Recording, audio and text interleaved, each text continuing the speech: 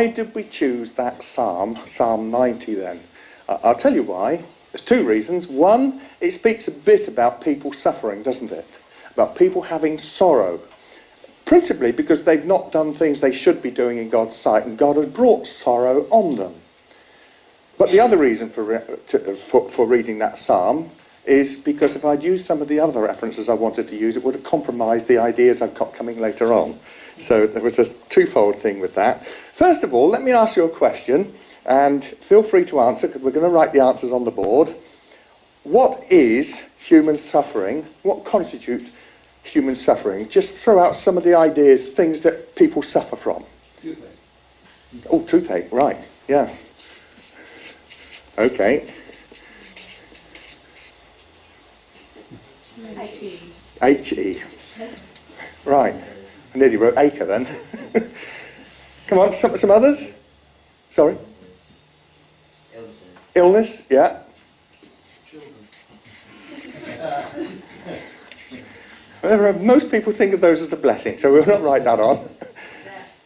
Death? Well, do people who are dead suffer? No. That's a good one, isn't it? Because once a person's dead, their suffering is over, we say. Some other things people suffer, causes of suffering? Poverty. Sorry? Poverty. Poverty. I'm glad you said that, Keith, because that is one of the things I've got on my list. Yeah? Loss. That will come under illness, wouldn't it? But yeah, good one. Because that's a Bible one, isn't it? Yes? Loneliness.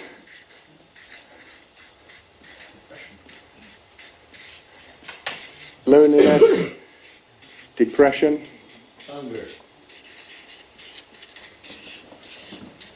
Can't write sideways very well, but I don't want to block the... Right. Hunger. Sorry? Hunger. Hunger. Right. Something else associated with hunger that is perhaps more on a national scale. Famine, thank you. Somebody else said something then? War, thank you. Yeah, very important one. People suffer in wars, don't they? Right, any more? Pain. Pain, thank you. One of my main subjects, that one, pain. Right? Old age. Age. But is old age necessarily suffering? Some people who are elderly are quite happy. Obviously, when you get ill, then you're suffering from illness, and you're unhappy and you're suffering, aren't you? Sorry? Well, possibly, yes. I haven't met many of those, though.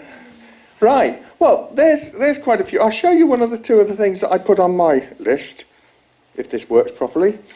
We've got disease, famine, poverty, war, terrorism. I was expecting that one to come up. Crime. People suffer from crime. They're victims of crime, aren't they? Marriage breakdown. Think of families that suffer when marriages break up, when parents disappear, and the children are having to be shuttled between one and another, and divorce proceedings and things that cause so much suffering in our current modern age. Pain, as Helen said, accidents, bereavement. I mean, we didn't get that one, did we? Did we? Yes, I suppose we did because there's other people suffer when somebody dies, isn't it?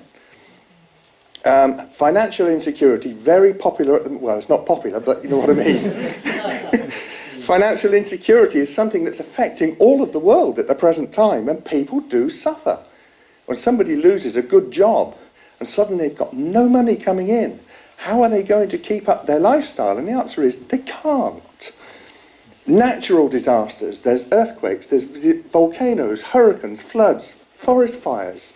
We think of those in America at the present time. All sorts of things that happen. And of course it was this time of year back in 2004, wasn't it, when that huge tsunami swept across Indonesia and killed so many people. Right, so those are some of the ways in which people suffer, people and humans suffers. Let's have a few pictures and then see if we've got some of those. What would that relate to? Famine, wouldn't it? Famine, where people have got no food. And for us to go hungry, we know that we shall find food at some point in the very near future. But for people who have absolutely nothing, and there's no prospect of them getting anything, they die of hunger, dreadfully. So there are pictures we see on our news screens all the time of people who are suffering through hunger and famine. Think of people like Bob Geldof, 20-odd years ago, did the Live Aid concerts to try and raise money. What good did it do? He's back on television this last year or so saying it had no effect. Everything's gone back the same as it was before, and he was very angry about that. So there's suffering on famine. And some dreadful pictures that you've seen probably on the news.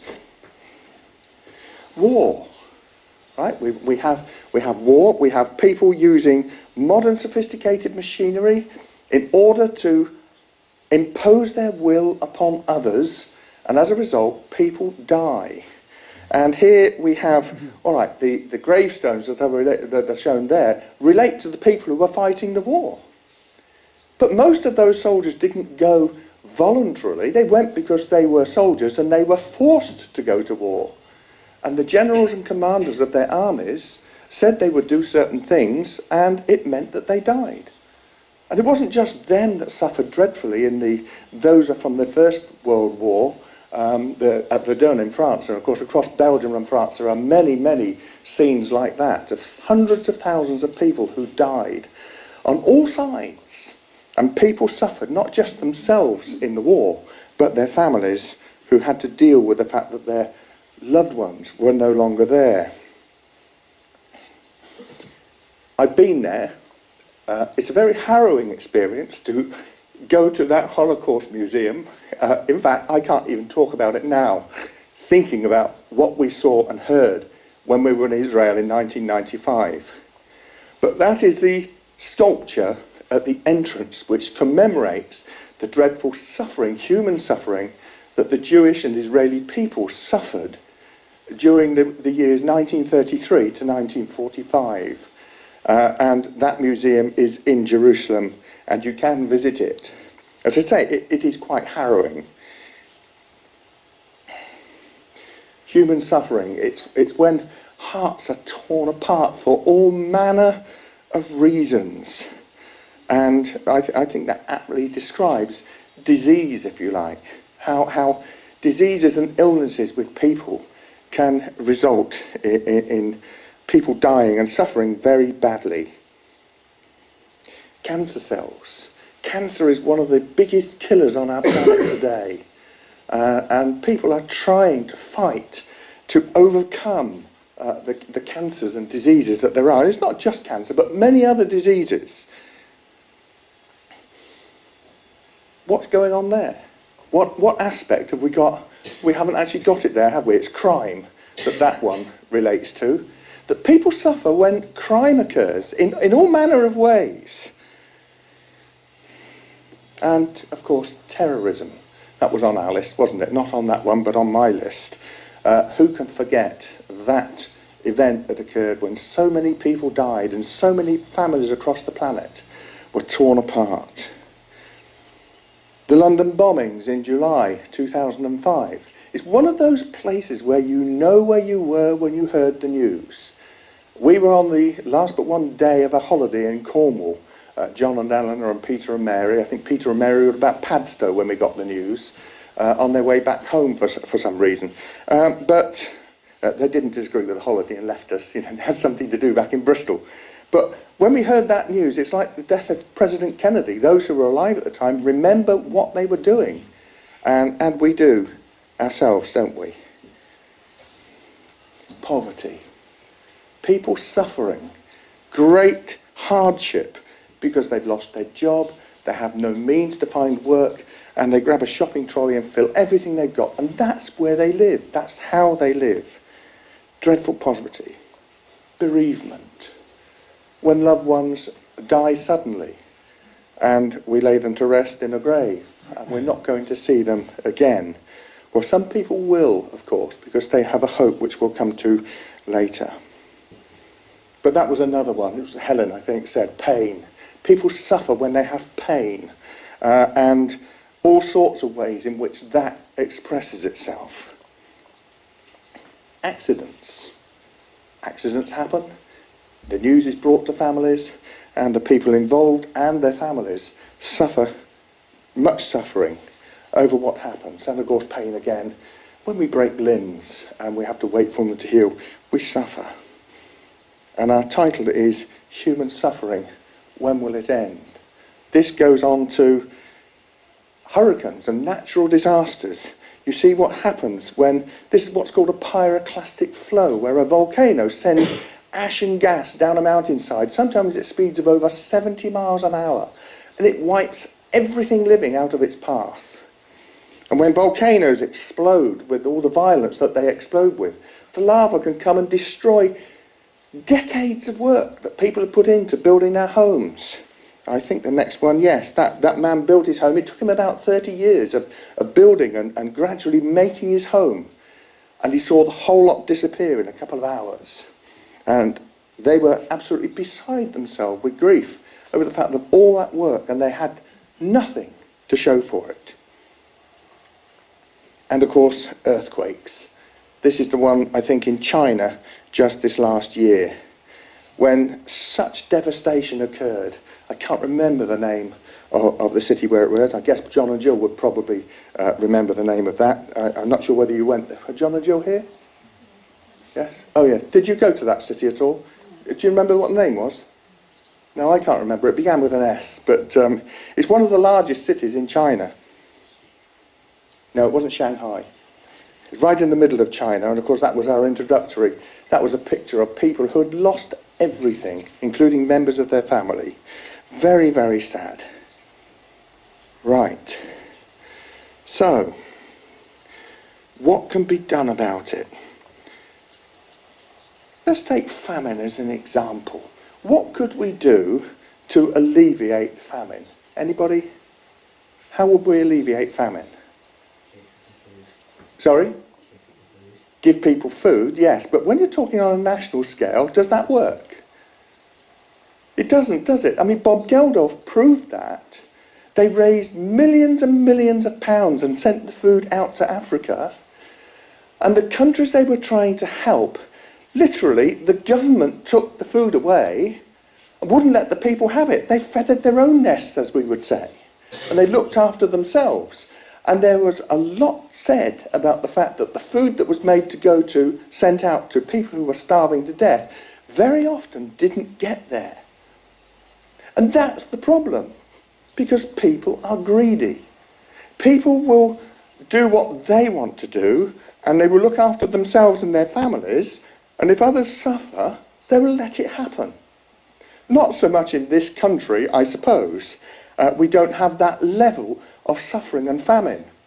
But in some of these African countries and across the world, people do suffer deprivation, not because the food isn't there, but because it's not allowed to get to the people. And that happens time and again, not just in famine, but in war. I mean, look at what's been going on in the Democratic Republic of Congo. They say any nation that's got the word democratic in its title as a nation really isn't. It's usually a despot ruling. But that's another issue. But so many times these things happen. And what I was trying to pull out there is the fact that no matter how hard we try to put the things right that are with the world, there are so many problems, there is so much suffering, we can't achieve it. Because the rest of the world will not pull together. And that is human nature. That is something we've learned to live with over the centuries, over the millennia that man has been on this world.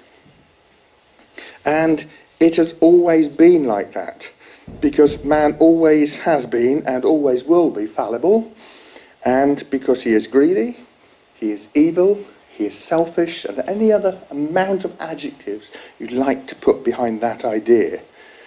There is only one person who can and will put these things right, who will solve all these areas of human suffering. And I'm sure some of the children can tell me who that person is. Who can put all this suffering right? Jesus, thank you, yes.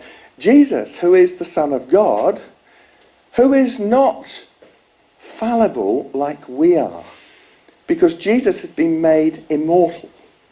And Jesus is alive today, more alive today than he was just over 2,000 years ago when he came into this planet. Because he is no longer mortal, he is immortal because his Father raised him from the dead and has given him everlasting life. And that is the key to where suffering will have its end.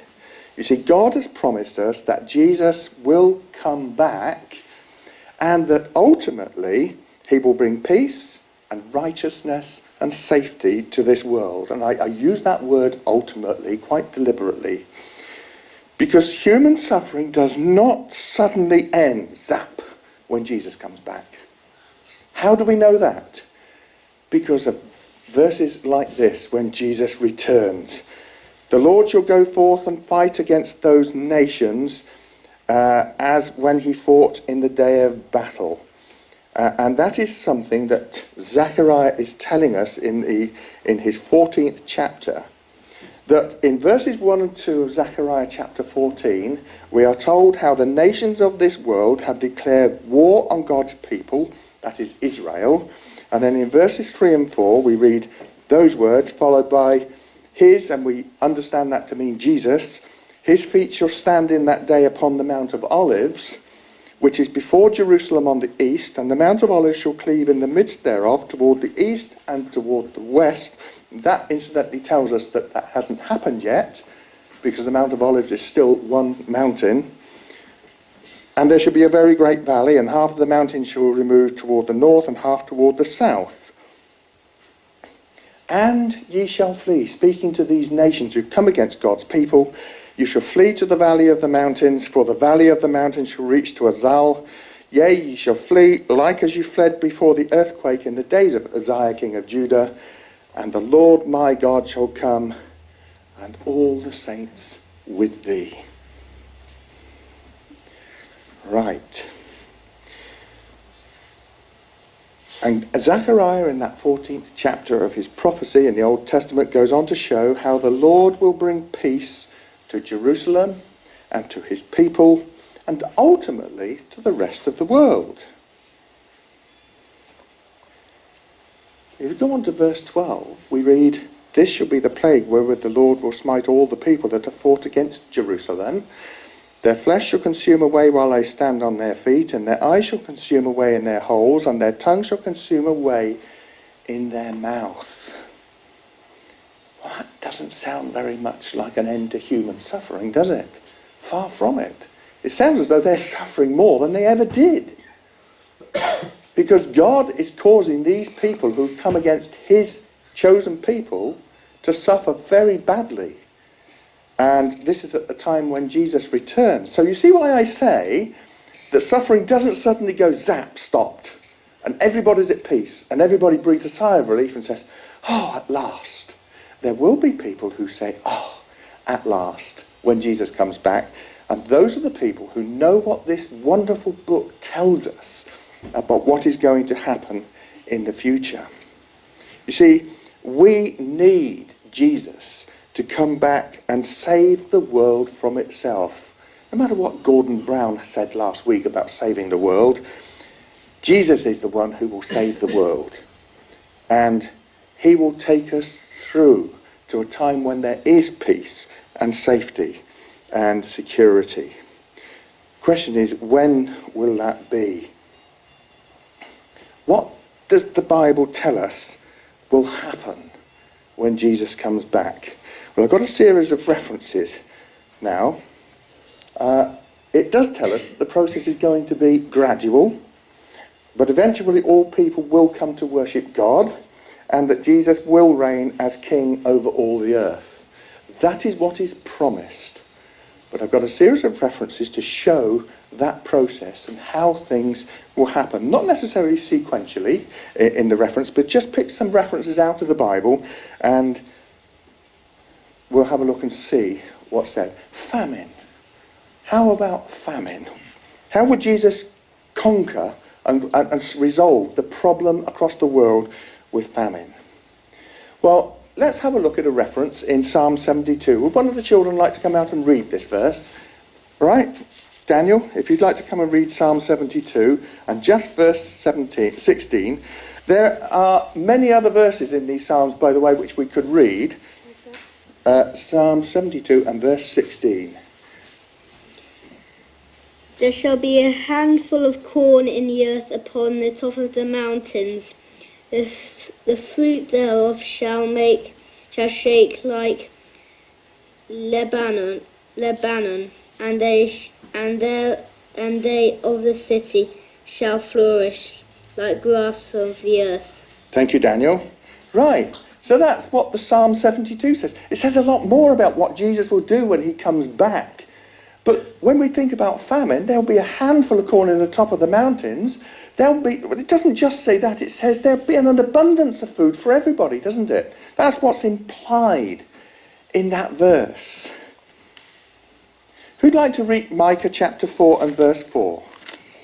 But they shall sit every man under his vine and under his fig tree, and none shall make them afraid, for the mouth of the Lord of hosts has spoken it. Thank you, Emily. You see, the Bible tells us there'll be a time when people don't have to be afraid of other people. They can get on with their own agriculture and nobody will molest them and make them afraid. These are some of the things that God says he will achieve when he sends Jesus back. How about war? Some references that tell us what will happen about war. Right. Isaiah chapter 2, verses 3 and 4. Who would like to read that? And many people shall go and say, Come ye, and let us go up to the mountain of the Lord, to the house of the God of Jacob, and he will teach us of his ways, and we will walk into his paths.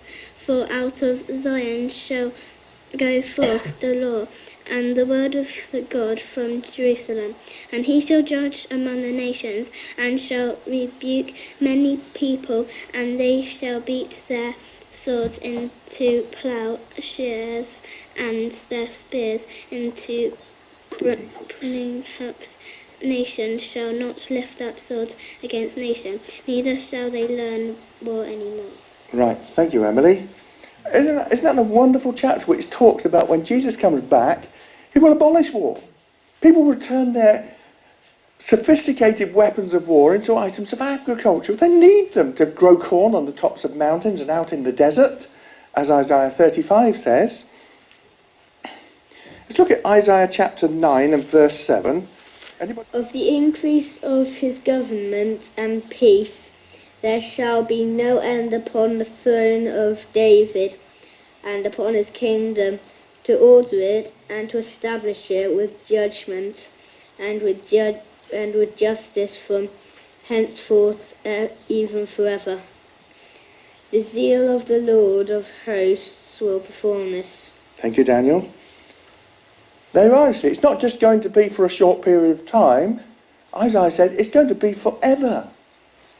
When human suffering has its end, it will be an end, not just a temporary break, but it will be forever the peace that Jesus brings. I think I've got another one under this one. Isaiah chapter 32, verse 17. One of the adults perhaps like to read this. And the work of righteousness shall be peace, and the effect of righteousness, quietness, and assurance forever. Thank you. Again, that word forever. Wonderful word, because it means it's not going to come to an end. And that's what happens when we read about God's kingdom. In Daniel chapter 2 is a classic example that God will set up a kingdom that shall never be destroyed. Right. Pain. How about pain? I've got 3 verses here. Revelation chapter 7, verse 17. For the Lamb which is in the midst of the throne shall feed them, and shall lead them unto living fountains of waters, and God shall wipe away all tears from their eyes. That's God's promise.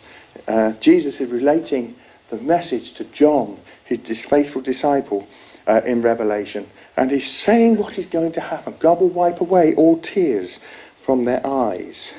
Look at Isaiah chapter 35 and the last verse. So just picking a few of the verses that we could use, there are very, very many more.